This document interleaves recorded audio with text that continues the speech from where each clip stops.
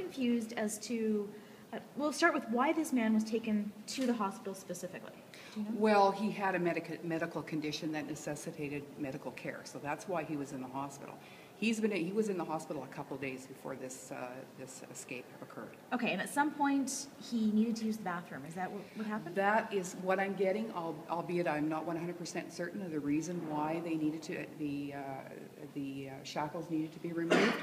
But he needed them removed, and that is when the escape occurred. Is that normal to remove shackles from a prisoner? Well, this particular prisoner was shackled to the bed. And in order for this prisoner to use the washroom or whatever he had to get up for, you have to unshackle them from the bed. In the process of him getting out of the bed, according to the information I'm receiving, is that the guards were then forced into removing the leg shackles that were on him, and hence his escape. Forced because he had to get up, or forced by him? Like, forced by him by an action that the inmate took. Now, in our initial press release, we talked about a razor blade being used, and I would suggest at this point in time, and again this is very preliminary, that the razor blade was used to induce the guard to undo the shackles on his leg, and he made his escape. Okay, how does a guy in shackles get a razor blade in the first place? That's all part of this investigation, and we're indeed looking at the circumstances. How did he end up with this? If that's indeed what he had in his hands, all those things are all part of the investigation. I still don't understand how a guy with a razor blade overpowered two guards. If the inmate had a razor blade at your throat, you would likely comply with whatever he wanted the person to do. Is that what happened? This is preliminary information that we're receiving. That he had a razor blade to one guard's throat and told the other guard, unshackle my legs. That's correct. That is the information we're receiving. Okay. So what unanswered questions do you still have? Well, number one, how did this inmate get a hold of a razor blade? In what form it was, I don't know. Those are the circumstances that we need to clarify, and that's what our investigation will show us. This whole incident, it doesn't happen often where we have inmates escaping like this. They have to end up at the hospital. When you're in a hospital situation, you lose the secure facility that you have at a jail. You got circumstances going around you that you wouldn't necessarily have at the jail. So it is a tense situation, guarding a prisoner. This prisoner was guarded, two guards, 24/7 for the number of days that he was in the hospital. And, things happen. This is, we try to do what we can to prevent them, but sometimes, circumstances dictate that otherwise. So the important thing here is that Saskatoon police, and I applaud them, they responded appropriately and quickly and apprehended this inmate without incident. No one was hurt, thank goodness.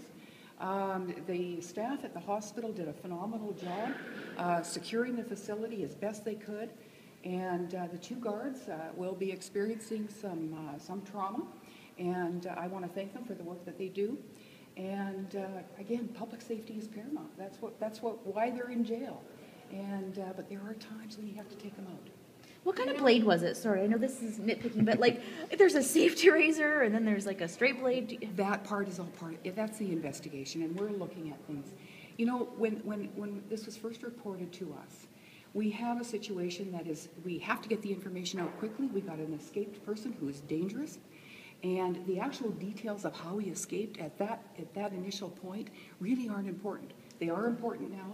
We'll find it out, and we'll release that information as soon as we find it out and are able to. Do we know why he was in the hospital?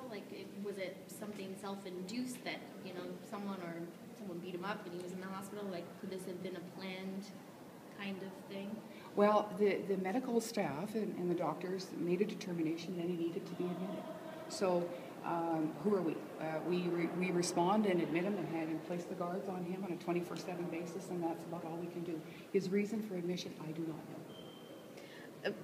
I really don't understand. Do you think he came into the hospital with the razor blade, or do you think he acquired it in the hospital? We don't know. We don't know. I mean, we have to hope that inmates in our secure facilities aren't receiving, getting this type of razor blade or whatever the case, knife, whatever the case may be.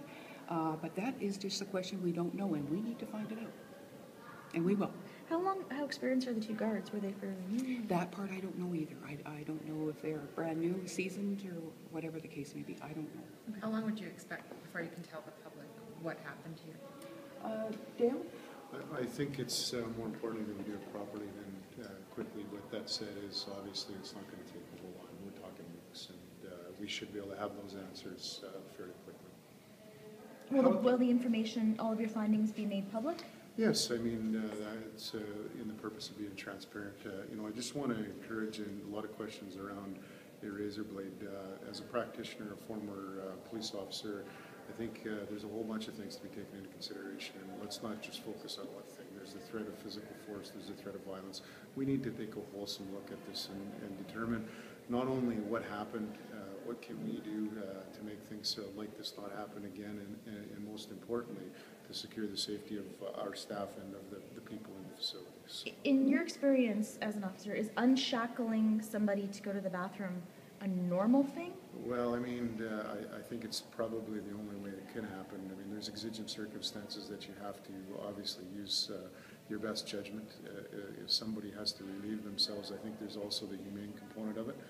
And unfortunately, this incident happened. We'll determine what happened, and we'll make some adjustments if necessary. We'll report the findings as we find them. And as I say, the most important thing in here is that nobody's hurt.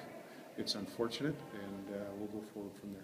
Was the incident the first time he was unshackled? You said he was there for several days. I'm thinking he probably had to go to the bathroom sometime in those first several days. That's, again, something that I don't know at this point, but again, that's exactly what needs to be looked at. I mean, what gave the opportunity for this person to be able to do this.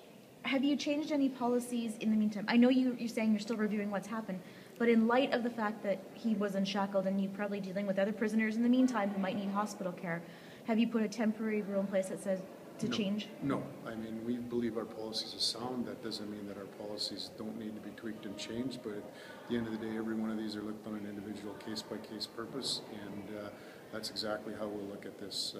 It's unfortunate this happens. Sometimes, as the Minister said, it happens, and we'll respond accordingly through investigation. And if we did some things wrong, we'll obviously do what we have to in relation to that, and if we can do some things better just by changing policy, as your question is, then we'll look at that as well. Minister, are there any things you'd like to see changed as a result of this? I'm going to leave that to the Ministry and the Deputy Minister, and policies are all great on paper, and we think at this current time that the policy looked good. And until you put some of these policies into operation, some circumstances, each individual circumstances makes the policy maybe questionable. So if that's indeed the case, then we'll make the necessary adjustments as we need to. We want to improve, and we don't want people escaping our custody. That's not what we want. And public safety is first and foremost with us, and we will do our very best to ensure that public safety is upheld.